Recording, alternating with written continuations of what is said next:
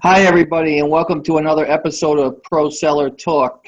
Today, my guest is Jeffrey Clark. Jeffrey Clark, I met a couple years ago back at CES, at Jim Cochran. CES 2 is, I think, where I met Jeffrey. Jeffrey is a wealth of knowledge. His story is very inspiring. If he wants to share that with you, that's on him. I'm not going to share his story with you, but he has a lot of good information. Like I said, I've known him now for a couple of years. I'm really pleased to have him here today. He just came off of CES 4 at Jim Cochran's event that he just held. And at CES 4, he was on one of the panels, so he actually got up on stage. And I don't know if he's done that before, but he actually did that. And he got to answer a lot of questions for a lot of people at CES. So have him here tonight for you guys. We thank you guys for coming in here. We know you could be other places and at other webinars, so we really appreciate you coming here.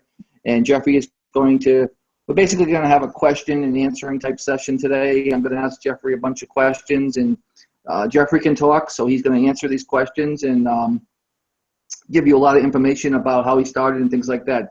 Hey, Jeffrey, welcome, and how are you? Hey, thanks, John. I'm doing great. How are you doing tonight?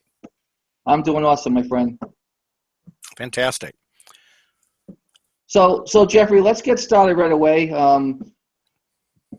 Getting started, when you first started doing the e-com business, did you start with eBay? How did you get started, and what was for you to say that this is something that I know I can do or I wanted to try to do? Oh, man, that is the perfect question to ask me, man. Okay, so my story, I spent a good 20 years working in the factory system, building RVs, big expensive RVs. So, I mean, it was a good job, decent pay. But I always seemed to have ideas, okay? And I would see something, I would think, wow, somebody should, buy that and resell it, or buy that and hold on to it. It'll be a collectible. So, I kind of had clues all along as to what was really, pumping in my blood, okay? But I guess I'm a little thick-headed. It takes, a little extra knock on the head to get me to understand what's going on.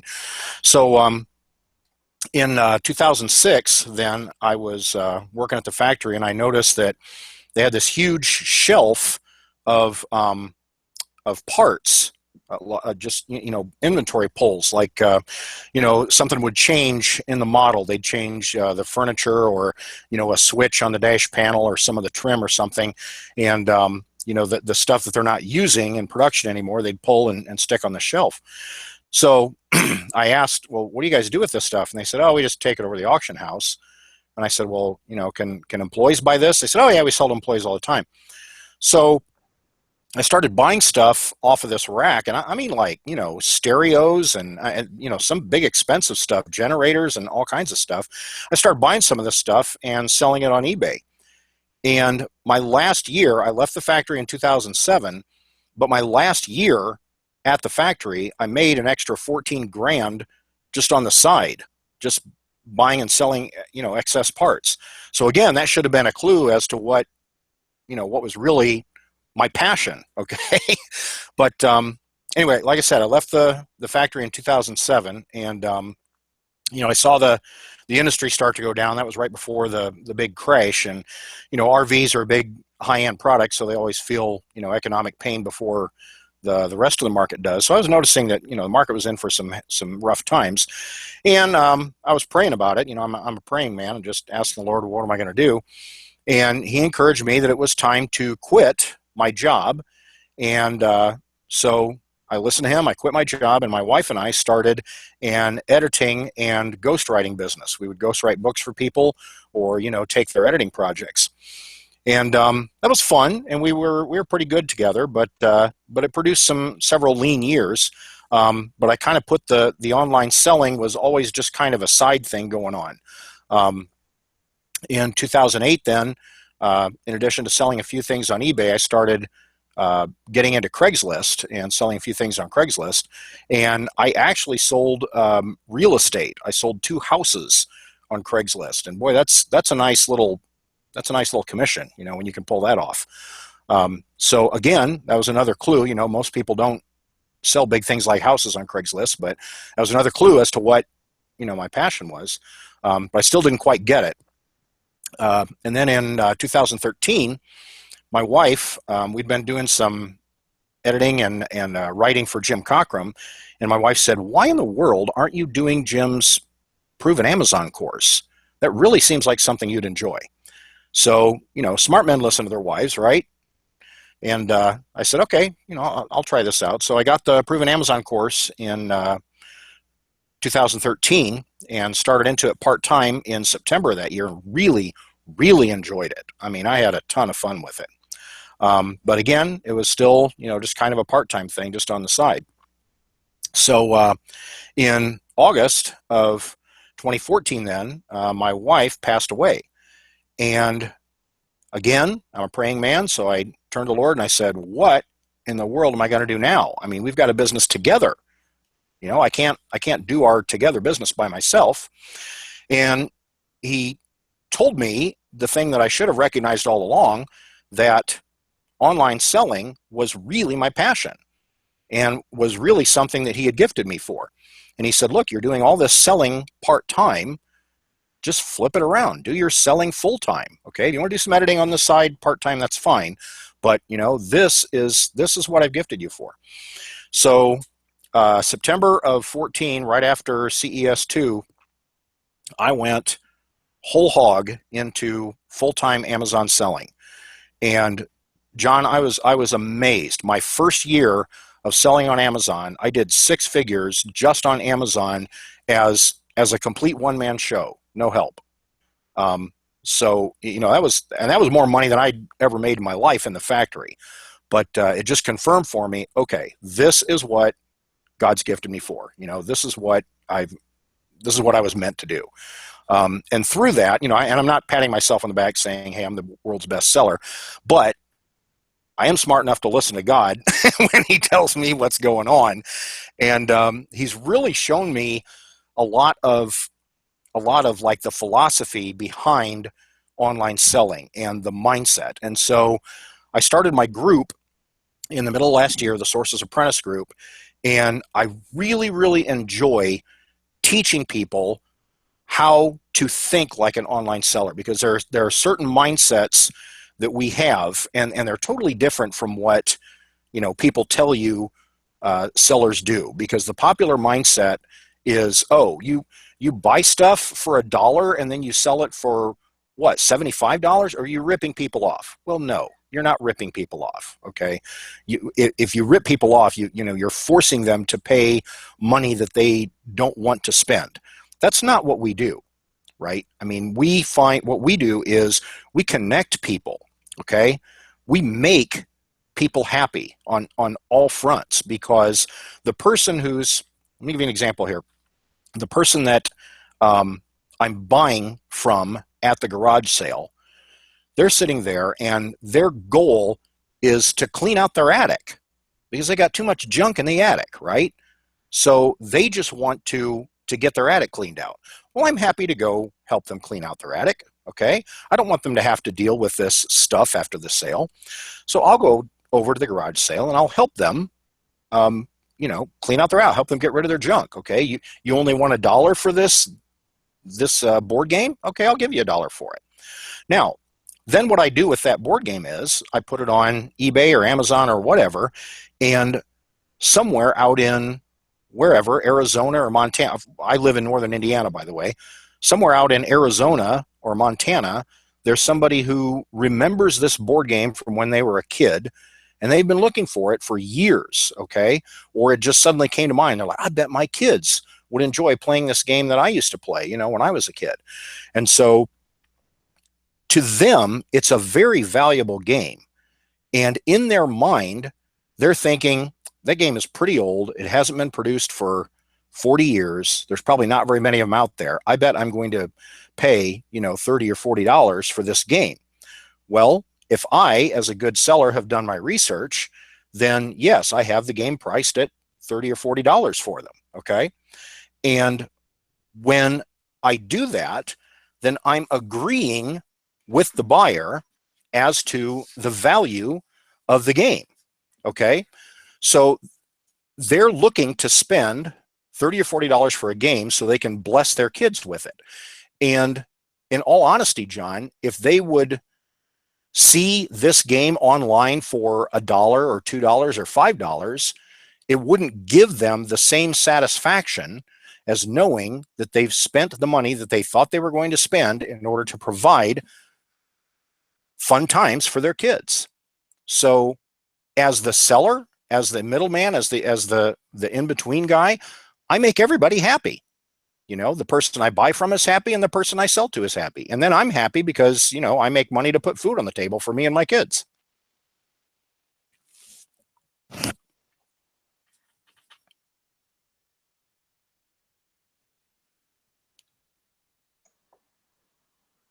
Are you still there?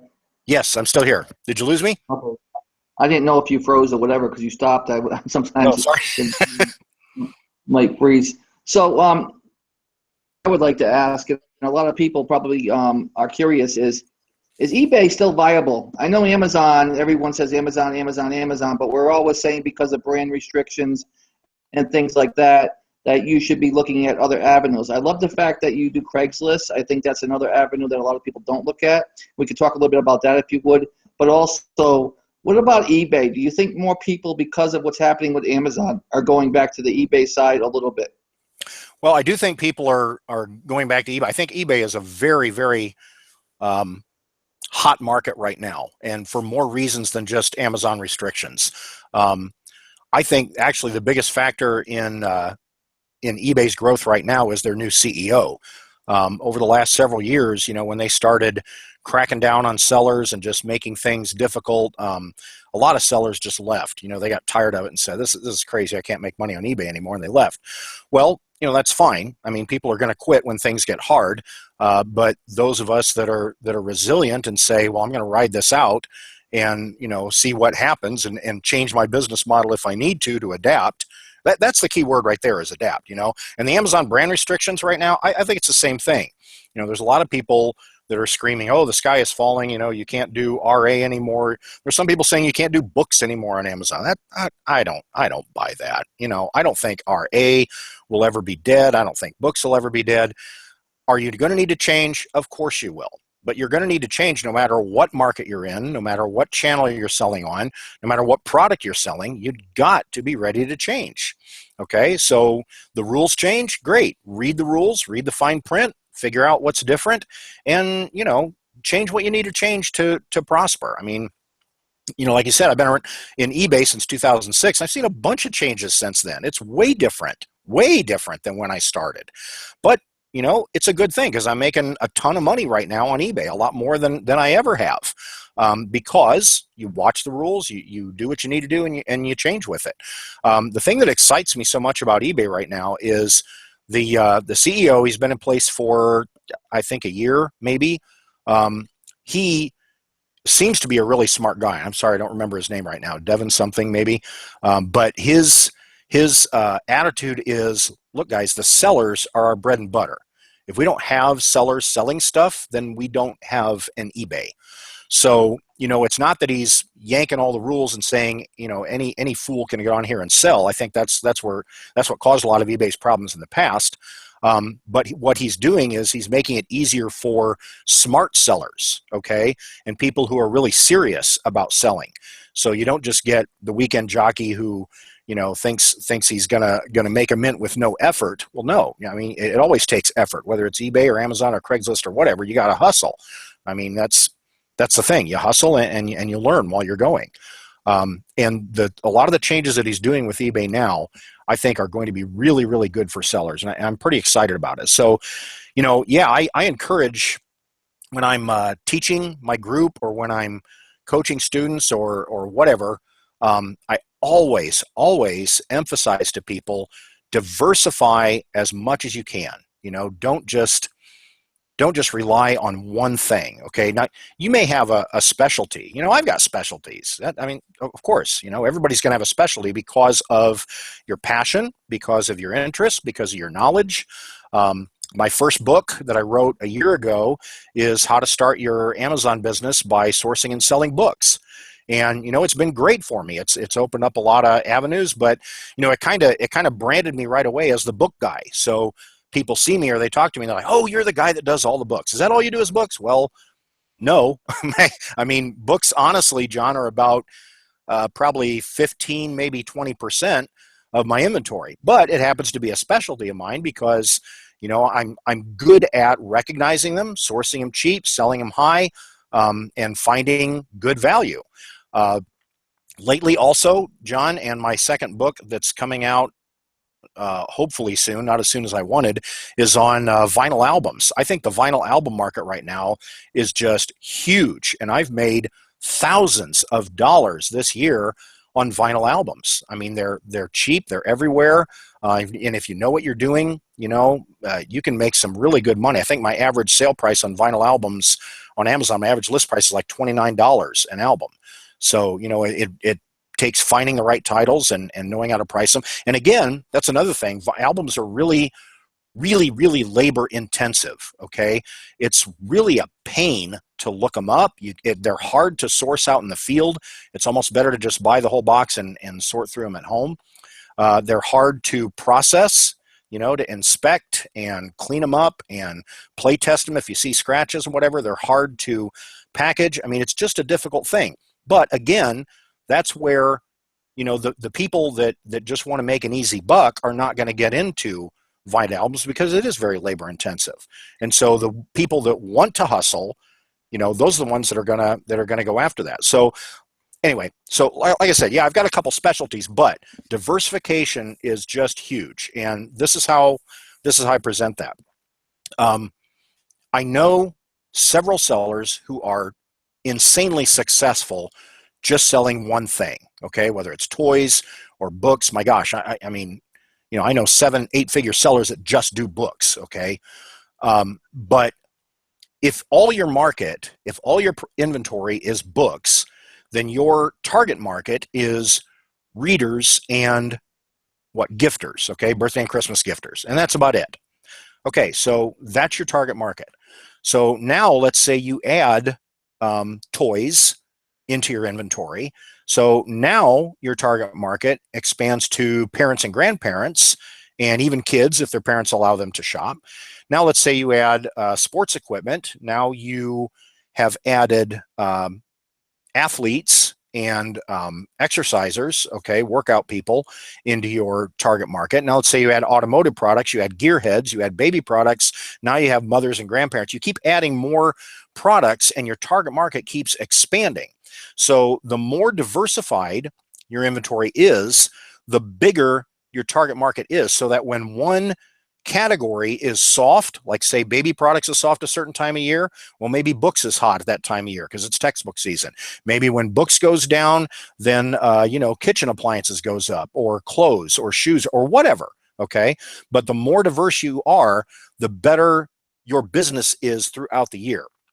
And I don't just teach diversification of product, but like you were talking, diversification of channels is huge, because there's a totally different buyer on Amazon than there is on eBay than there is on Craigslist. Okay, Amazon is the world's marketplace. Okay, Jeff Bezos said early on that he wanted to have everything in the world available for people to buy.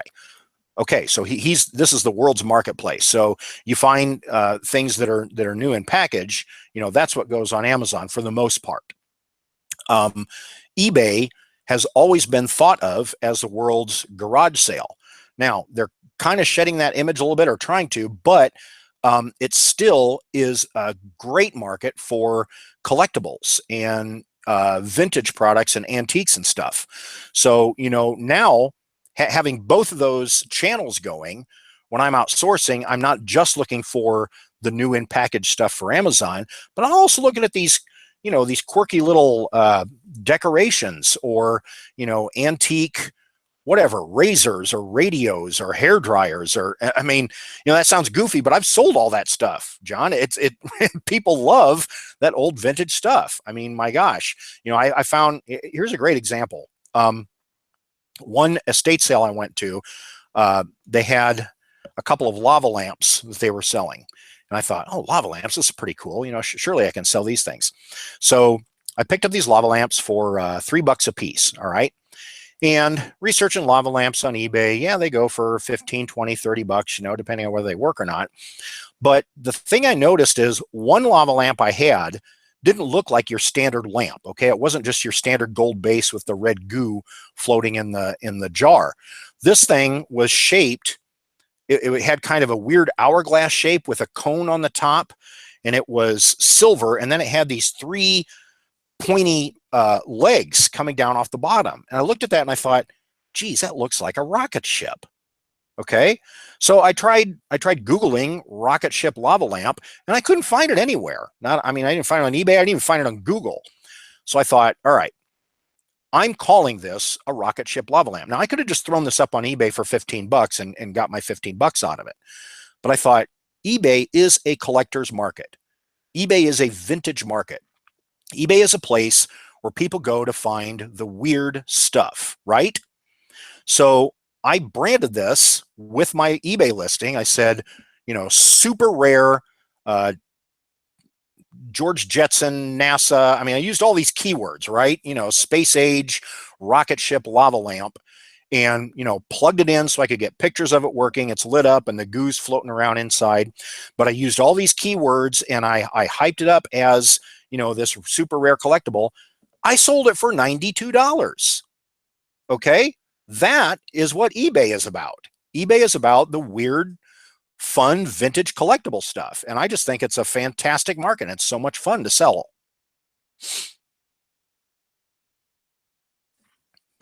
I think you're muted, man.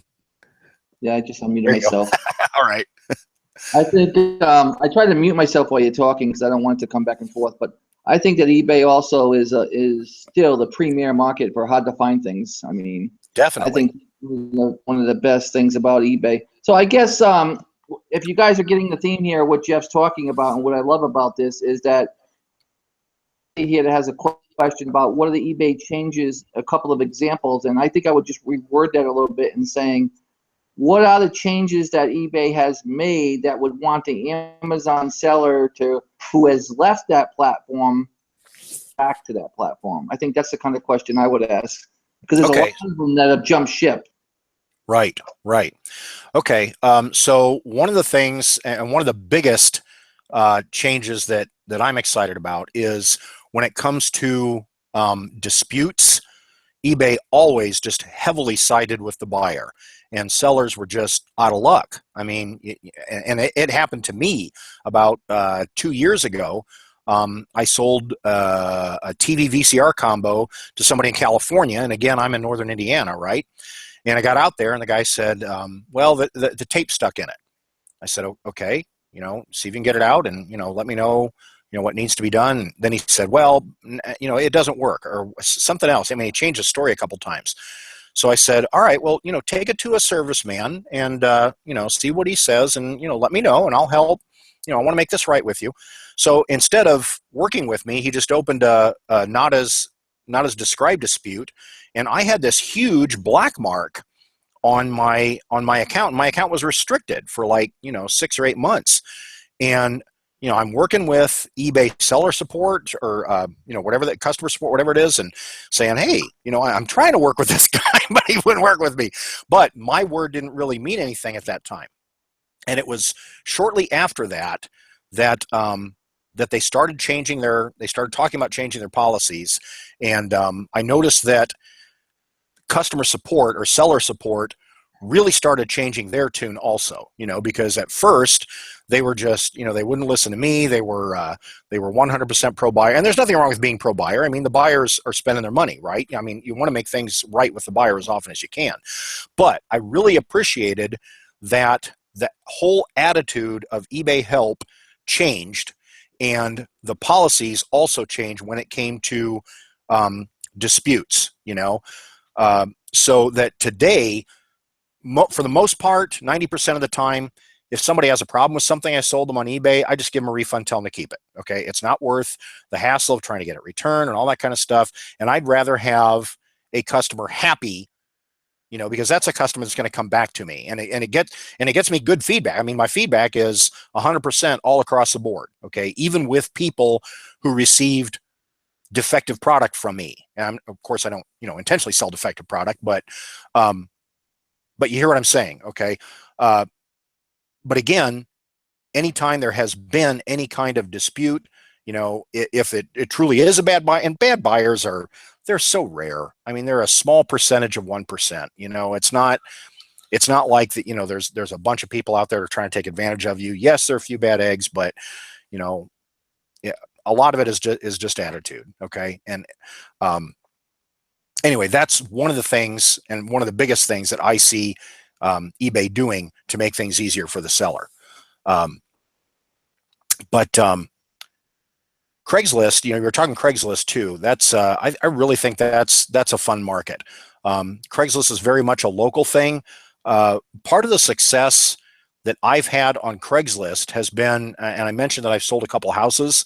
I've also sold some vehicles, and get this, heavy construction equipment. I partnered with a contractor here in my town, and he didn't know what to do with his surplus construction equipment. I mean, he's always looking to upgrade his equipment. So I'd take his old equipment and throw it up on Craigslist and find buyers. And the cool thing is with Craigslist, Craigslist is regionalized, it's localized, so that where I am in Northern Indiana, I'm on the South Bend Craigslist. Well, there's also a Fort Wayne Craigslist, Indianapolis Craigslist, Chicago Craigslist, Grand Rapids Craigslist, Louisville Craigslist, all around the place. But if somebody's looking for something specific, and they go on Chicago Craigslist and they type something specific, if there's none of that item available in Chicago, then Craigslist will show them, okay, we didn't find anything in your region, but here's some in regions that are kind of close to you. So even though my item is only listed on South Bend Craigslist, if somebody's looking for that item, they could find it even though they're hours away. I've sold things to people in Wisconsin, 4 or 5 hours away. A couple months ago, I sold a backhoe to a guy in central Kentucky, because he remembered having this particular brand of backhoe and he really liked it. And so he searched it up on Craigslist. Well, there's none in Kentucky. There's none in Tennessee. There's none in Southern Indiana. There's none in Indianapolis. Oh, look, there's one in South Bend. And so he contacted me and said, hey, he asked me a couple questions. He said, hey, I'd like to come up and pick that thing up. How about I send you a check? I said, oh, yeah, okay, you can send me a certified check, no problem. So this dude in 5 hours away sends me a check for 20 grand. And, of course, I'm doing this on commission. So I pocketed 5%. I mean, $1,000 in my pocket for what? A grand total of maybe 3 hours work. Okay. I mean, I took the pictures, I wrote up the description, did a little research, and, pocketed a grand. That's pretty cool. That's a good gig. That's a good way to make some money. So I think that's a good, great potential for Craigslist is doing commission sales for people, particularly for large items. I don't like doing commissions for small dollar items because it's really not worth it. It's $5 here, $10 there. That's not gonna do real well. So if somebody has like a collection of books or Hot Wheels or Barbies or something, I'd rather just buy out the whole lot from them and then decide, how I'm going to sell them after that. But anyway, I want to get back to the title that that I created for this is called Creating Value. And I really want to talk about that for a little bit because I really think that is the core of what we do as resellers. And I want to give you an example here. So a friend of mine went over to his house and he had a couple of outboard motors sitting out at the end of his driveway. And I said, hey, Phil, these look pretty cool. Where'd you get these? He said, oh, there's an old farmer that I did some brickwork for, and he had these sitting in his barn.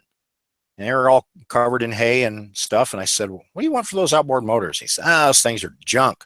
You give me $10 and get them out of my barn. So Phil said, so I gave him $10 and I brought them home and I tinkered around with them. I got them running and, they can run now, I said, that's really cool, Phil. How much you want for them? He said, I'll take $90 for the pair. So I gave my friend Phil $90 for a pair of outboard motors and took them home. And I didn't do anything to them except put them up on Craigslist. And I said, hey, antique outboard motors, $90 a piece. All right. So a week later, I have this kid in my garage looking at these outboard motors and he's shaking. I mean, he's practically peeing his pants. He's so excited to see these motors. And he's telling me everything that he can do with them. Oh my gosh, this is a 1954, whatever. But this other one here, this is a 1953, and they only did this part here, for this one model, and I can hammer the shroud out here, and I know I can get some new decals. And he's telling me everything he's going to do to fix them up. And I said, dude, that is really cool. I'm so glad that you can do something with these. When you're done, how much do you think you can get for them? And he said, oh my gosh, I can probably get 350 for this one, and I can get 400 for this other one. I said, that is really great, and he was so excited. Now, okay, now follow along with me here. When those motors were sitting in the farmer's barn, what was their value? Their value was $10. That's all they were worth because the farmer was willing to take $10 to get these stupid motors out of his barn. So that's all they were worth. So my friend Phil and adds his value to them, which was he knows how to tinker with small motors. And so he added his value. And now they're not worth $10 anymore because if someone would come up to Phil and say, I'll give you $10 for those, he wouldn't take it. So the value of those motors is no longer $10. Now the value is $90 because Phil is willing to take my $90 to give me those motors. Okay. So now that they're in my possession, I add my value or my expertise to it, which I don't know jack about outboard motors. I don't even own a boat. Okay. So, what am I doing with outboard motors? Well, my expertise is selling online. So the value that I add to it is I know how to find someone who wants this outboard motor. Phil doesn't know how to do that because Phil is not a professional seller. Okay. Phil's a bricklayer who likes to tinker around with motors. So he added his value, and the value changed from $10 to $90. I add my value to it, which is knowing how to find buyers, knowing how to sell online, and the value of those motors changed from $90 to $180. Okay. Now, this kid who who was shaking because he's so excited in my garage added his value to it. Now, his value is he knows outboard motors. I mean, he knew the brand, he knew what year they were made, he knew where he could find decals and whatever parts to fix them up so they look nice and shiny. He had some serious expert knowledge there. I don't have that knowledge, so I could not add the value that he added to them. I'm happy to add my value and get $180 for the motors. He adds his value to them. Now, all of a sudden, they're not worth $180 anymore. They're worth $700 or $750 or whatever. Okay, whatever he can get for them. Now, let's just imagine here that kid sells those motors for $750 to somebody who has, an antique boat, and what are they going to do with it? They maybe took a client out on a fishing trip in their antique boat and sealed a $10 million deal. I don't know. That potential is there. So all this value, sitting in the barn, they're worth $10, but because people added their value to them, because we are willing to be the in-betweens, those motors are potentially worth millions now. Isn't that cool? Yeah, absolutely. I mean, that's like anything else, someone's perceived value for something is going to be different than someone else's. Like you said, started out $10 and went from $10 to $90, which he was willing to take, and then you sold them for $90 a piece. I mean, that's just those deals are out there if you want to do Craigslist type things. Want to get a little bit into your Amazon side now, because we want to create value with Amazon, which is the topic here, and I don't want to get off topic a little bit, and just explain what to do in Amazon. And for someone that's just starting, what kind of advice would you give them if they were just coming into the Amazon platform, especially coming into almost fourth quarter? I mean, it's the most perfect time to come in, but also the most scariest time for a new seller. Yeah, it really is. In fact, if somebody's starting Amazon right now, I would tell them to not even pay attention to fourth quarter, okay? Because there's a learning curve right at the beginning, and you can get overwhelmed with so much information, particularly this late in the game. We're in late mid-September. If you try to jump on, a BOLO list or something, it's pretty easy to get swallowed up. So if you're starting Amazon right now, I'd say forget the things you're hearing about fourth quarter. Just learn the business and dig in. The advice I would give somebody starting, and this sounds really self-promotional, and I'm not just trying to sell my book, but gosh, the book I wrote is a great, great start for somebody who wants to start their business on Amazon. Because honestly, books, I think, are the easiest thing to start with because they're everywhere.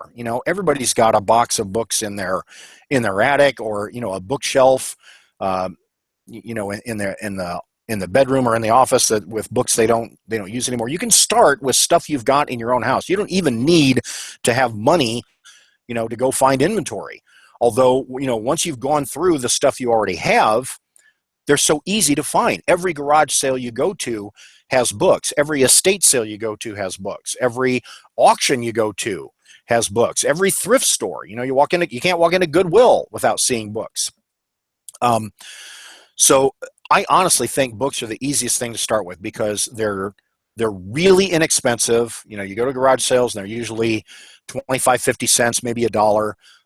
Libraries. If you have a public library in your area, oh my gosh, go find out when the library sale is. And a lot of people talk about the big mega sales. You know, there are sales where a bunch of libraries get together and they have 100,000 books, and there's, you know, hundreds of sellers out there with their scanners, and that can be overwhelming too.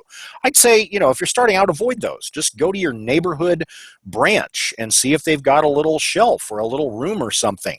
Library sales are fantastic because the books are cheap. They're usually in decent condition, and the returns are great. Now, you need to learn how to scan, how to sort. Not every book is going to make you great money, but the ones that do really, really, really well. I just sold a book today, just a few hours ago, for $39, and it was one that I had purchased for 50 cents in March.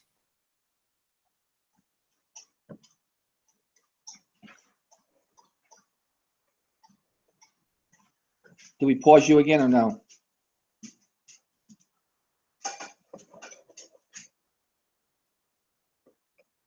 Did we lose Jeff?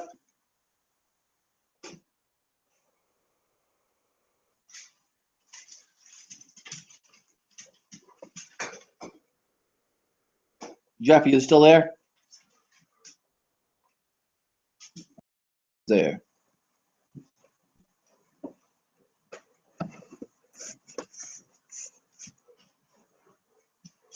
I think we lost you, Jeff. I'm trying to get Jeff back here in a second. I think we lost him.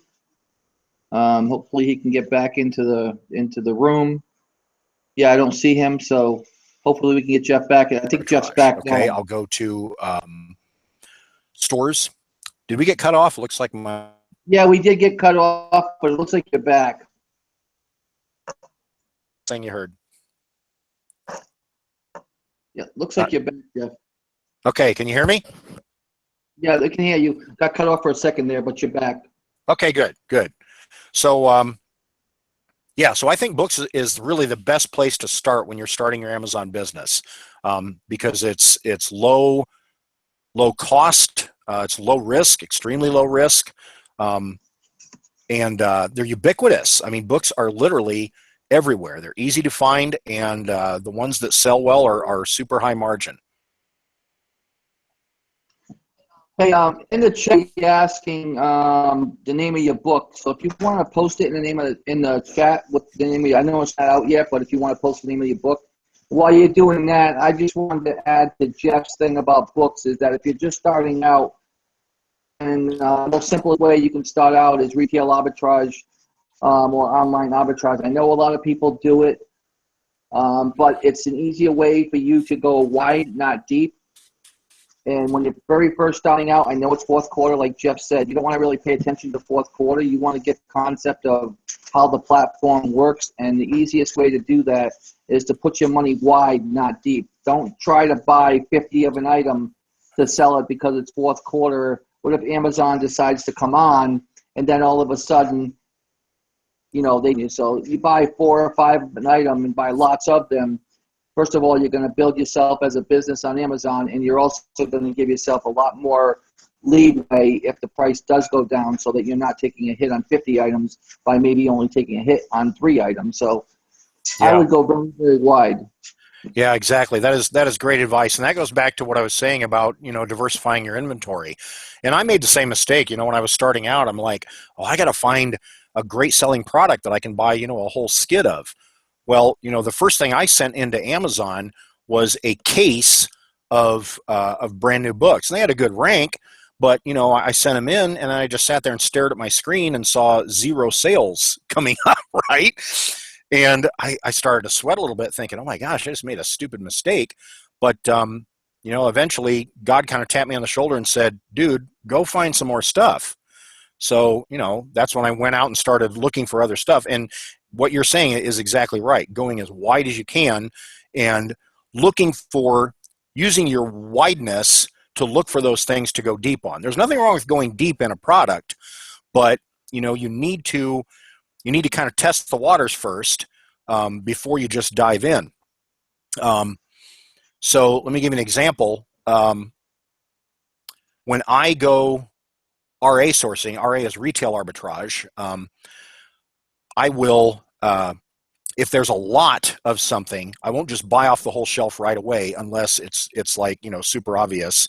And after doing this for a couple of years, I can see the super obvious. But I'll usually buy a handful, okay, 3 or 4, send those in and see how they sell. If they sell really quick and, it looks like it's going to be a viable product for a while, then I'll go deep on something.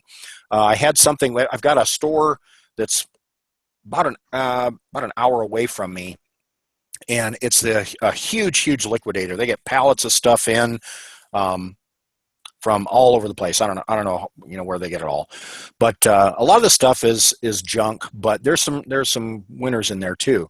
And I came across this solid hardwood knife block, and it was only $2. Okay, and I'm looking at it, I'm thinking, geez, this is real wood. It's not like press board or something. This is a high quality thing. So I bought a half dozen of them and brought them home, looked them up on Amazon, and I found that there was an old listing on Amazon, but there were no sellers for it. So I thought, that's kind of weird. So I did a little history search. You can search history of Amazon products on places like Camel, and Keepa. And when I did some history, I found that this item actually sold pretty well about 5 years ago. Okay, but no one has had any stock since then. So I thought, well, shoot, if it sold 5 years ago, it should sell today, right? So I sent those in at kind of a high price, and a couple of them sold right away. So I went back to this place and bought, the entire skid. I bought like 400 of these things, and they're not a high seller. They're not a high rank. They're not a super low rank, but I've got most of the stock here, but I just send in a dozen at a time, and the margin is just insane. I'm making, 1,000% margin on these things.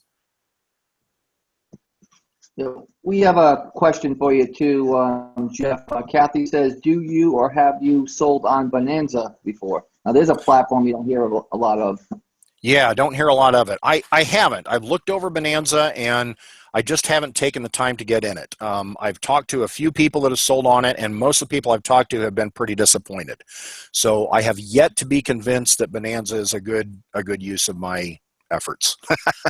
Yeah, and we have, to answer that, Kathy, we have sold on Bonanza before, and like what Jeff said, we have sold some items on Bonanza, but it seems like their pay structure and how you get paid is more complicated than what.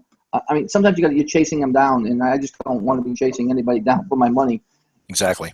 Seems to be one of those platforms that hasn't figured out how to get it to you as quickly as you should be getting it. So, right. On Bonanza. Yeah, another platform we haven't talked about, John, is Etsy, and I have not sold on Etsy yet, but I've talked to several sellers that are pretty excited about it. Etsy's really a craft type of, selling site, and I've got a private label deal that I just haven't had the time to pursue it, but I'm pretty excited to launch that, and I want to try out Etsy with that. I think it should do pretty well. I think the other platforms too. I think a lot of people are not realizing that like Walmart.com is coming on with Jet.com, Sure. Things like that. And Ratatouille, not only in China now, they're in the U.S. They I forgot they bought out that company, and they're not called Ratatouille. They're called something else. I can't think of the name off the top of my head. But is it Kijiji? No, they're another name, but they're on this chat knows. I can't think of the name right now off the top of my head. I'm drawing a blank. But I know they're another platform that is going after Amazon at some point. And Ratatouille out in China is one of the biggest platforms out there to sell on, even bigger than Amazon out there. Wow. Cool. So we'll have to see, there's so many different platforms that are coming up and so many opportunities. Rakuten, there you go. I couldn't say it right, caller. Sorry. The great thing about this business, you don't have to be a great speller. You need That's to be right. got to be able to put products out there that that the public is looking for. Right. You don't need to know everything. You just need to surround yourself with smart people. That's what I do. And that's the other segue getting into this is, and exactly what Jeff said, is that we all can do everything, but we can't. That is why at some point in time, as you grow your business, you're going to want to outsource. And by outsourcing, you have to trust others to do the business that you do, which is how you're going to grow tremendously when you start doing that. Absolutely. Absolutely. That is key. Do we have any questions? We're running about 51 minutes here. Jeff, a chance to answer some of these questions. I mean, I appreciate his time coming on here with us and sharing his knowledge and where he's been. And actually, I've seen the growth in him. From just him talking on this webinar, I can see the growth of where he's been and where he's going. And it's exciting for me to be able to see that. And guys, I keep harping on this. There's no excuse when you've got a gentleman that has 7 children and he's doing this on his own with 7 children. You can't come back and tell me anything that you can't do this. If he can juggle 7 kids and do this business, then pretty much anybody can do it. It's just the drive and the commitment. And I always say you got to have a why. I always say that in my webinars. And what I mean by the why is why are you doing it? What's your number one reason for you to do this business? And once you have that, you're going to go and you're going to be able to achieve what you need to do. But you have to have something that drives you on a daily basis. Man, that is so true, John. And one of the quotes that I love from Jim Cockrum is, when you get this, you'll see $100 bills floating in the air everywhere. I mean, you know, you talk about excuses. I mean, like I said, I live in northern Indiana. I actually live in a very small town. We have maybe 4,600 people, and I'm surrounded by cornfields and Amish farms and cows, you know, and yet I can do a 6-figure business just reselling stuff, right? I mean, there's opportunity everywhere. Let me give you a great example of that, okay? I'm walking through, it was a not Dollar General, Family Dollar. Okay, now there's a Family Dollar store everywhere. This was a couple of years ago when I was first starting out. Walking through Family Dollar, and I saw these coffee cups on the shelf. And, you know, there's 4 different, I mean, they're the same style, but there's 4 different colors, and they all had different words on them. One was like, you know, dance like no one's watching, laugh like you mean it, or, you know, live like there's no tomorrow. Well, you know, these goofy, flowery sayings, okay? Each one had a different saying, they were different colors. And I'm just walking by, and they kind of caught my eye, and the thought immediately hit my head, why don't you make those into a set? I thought, well, that's a great idea, okay? So I grabbed these coffee cups, are $1.50 a piece, okay? So my total investment here is $6 to get 4 coffee cups. And, you know, took a crappy looking photo. Oh my gosh, this is before I knew how to doctor photos. Took a crappy looking photo, wrote up a listing on Amazon, and packaged them in a box as a set. Sent it into Amazon, cross-listed on eBay, and they sold almost immediately for $35 for the set. So I drove to, you know, 45-minute radius around me to every stupid Family Dollar I could find, buying up all these cups, right? And, you know, Family Dollar, their inventory changes on a regular basis. So I could only do this for about 6 months before, you know, they quit carrying these cups, and I couldn't even find them, you know, on the website anymore. But by the time I was done, I had sold, I'm guessing probably 35 sets of these for $35 a piece, and my buy cost was $6. And that's what I mean when I say, you know, yeah, there are no excuses, okay? Because there truly is opportunity everywhere. It is truly all around you. Yeah, absolutely. We have a question from Carla. She's asking, and I don't know if you're even planning on doing this, but she's asking, are you planning on to be going into private label? Yes, actually I am. I have not surprisingly, a little Amish place not too far from me that does some food products. And I've gone so far as to, I named the business, I bought a domain for it, and I've got a logo design for it. I just need to find the time to get it launched and get the product. I've already talked to them. They're excited about partnering with me. So yeah, I do want to do that because, again, that's part of diversification. Okay, that's one branch I haven't pushed off into yet is private label. So I want to have that as much diversification as possible, you know, to keep a good steady business going. Absolutely, and that's what we look at. You got to keep building those channels, and we talk about that all the time. You betcha. Your book is going to be another channel for you. Right. Just before I give you the last word here, we're getting close to an hour, and I told you I don't want to keep you here much over an hour. I just wanted to thank everybody and let them know that coming up next week, we have Cynthia Stein, we have Lance and Barrington with their fourth quarter program that they're building on. That's building a lot of excitement around. Week after that, everybody get ready for this. We have the one and only Jim Cochran. Woohoo! Subscribed to my webinar series yet, you can do that. You can subscribe to the YouTube channel and find out the webinars that I'm going to be having coming up. As always, I continue to bring the value to you. I want to continue to bring the information that's going to help you in your businesses.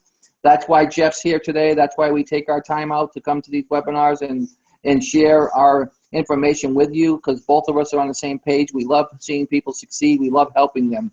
I'm going to give Jeff the last word here. And Jeff, with your last word, if anybody wants to follow you or get in contact with you, if you could please post that in the chat too, so they can kind of find out how to stay in touch with you, that would be great. Okay, no problem. Yeah, I would be honored to have people joining my Facebook group. If you want to do that, I will post the link here. It's Sources Apprentice. That's SOURCERS. You guys want to join that, you can contact me there. I'm always hanging out in there answering questions. We have a fantastic group in there. A lot of knowledgeable people, several of them smarter than me, with just, great businesses going on. There's also a bunch of newbies in there, but, nobody has, nobody has any ego. Everybody is there to help. Everybody's there to answer questions and encourage each other. Everybody likes to post their big wins. Hey, I bought this for 50 cents and just sold it for $50, and it's a really, really encouraging, positive place. And it's a lot of fun. So I'd be honored if you guys want to join that. You can talk to me there. And he posted it for you guys so that you guys can go there and join his group. That's a free group, correct, Jeff? Yes, sir. It's a free group. It's a free group. So another group that you can get information from. That's a great place to be able to go. And like I said, guys, I appreciate you all being here. I know you could be other places or be doing other things. So the fact that you're here listening to Jeff and the knowledge and his story, and like I said, Jeff with 7 children and doing this business, what are your excuses? There are none anymore.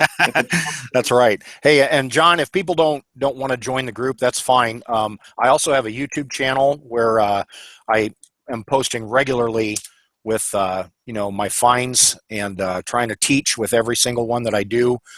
So people can get a lot of free education there too. I just posted the YouTube link. Yeah, and like I said, Jeff coming on here sharing his story, and being that he's a father with 7 children and doing this business should really let you guys know that possible, it's viable, it's doable, and even if you do this business just to be able to give yourself extra income, to be able to pay an electric bill or be able to pay a car payment, things that an extra $100 a day or an extra $1,000 a month can do. And what would that do for you? And how would that change your family situation? I want to leave you with that thought and think about, if you had that extra $1,000 a month, what would that really do for you in your situation and how you're living now? Think about that. And I thank you guys for being here. Jeff, you're awesome. And I will talk to you soon. Everybody else, God bless, and we'll see you next week on the next webinar. Thanks a lot, John.